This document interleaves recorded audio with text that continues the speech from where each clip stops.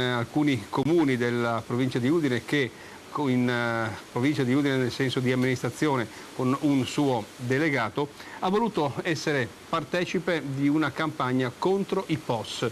Sapete infatti che a fine mese anche i professionisti avranno l'obbligo di avere il POS, la macchinetta, affinché i clienti possano pagare con la carta di credito oppure con il bancomat, insomma. Il Front Frullan dice no, perché questo andrà sicuramente contro i nostri interessi, gli interessi della gente. Sentiamoli.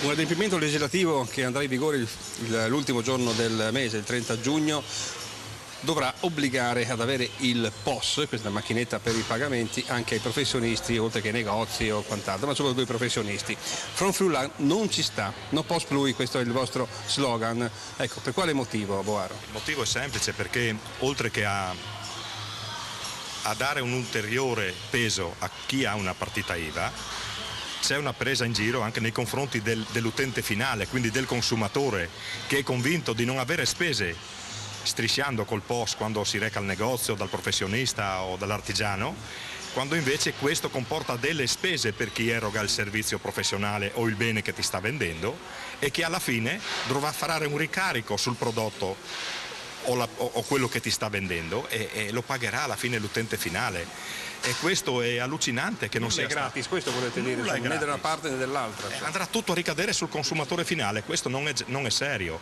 Ci tengo a dirvi anche che nelle passate amministrative abbiamo avuto la soddisfazione di entrare in diversi comuni, oltre 10 comuni come Movimento Front Frullan, e formeremo queste persone attraverso una formazione quadri con il supporto di tecnici, anche un segretario comunale di indubbia capacità, e stiamo lavorando per preparare il congresso che avverrà subito dopo il mese di agosto, in autunno, dove andremo ad inaugurare anche la sede di Pordenone con un segretario del pordenonese, oltre che a quello di Udine e di Gorizia, e stiamo lavorando anche su Trieste. Speriamo che i triestini accettino il confronto diretto con noi per raggiungere l'obiettivo che alla fine è comune, quello di vedere Trieste, città metropolitana, e Friuli gestito dal punto di vista economico in maniera autonoma, con due realtà ben distinte. Ecco. Siamo convinti che rimanendo separati e non parlandosi ma solo guardandosi da lontano non si raggiunge lo scopo. Dobbiamo per forza collaborare, dialogando e confrontandoci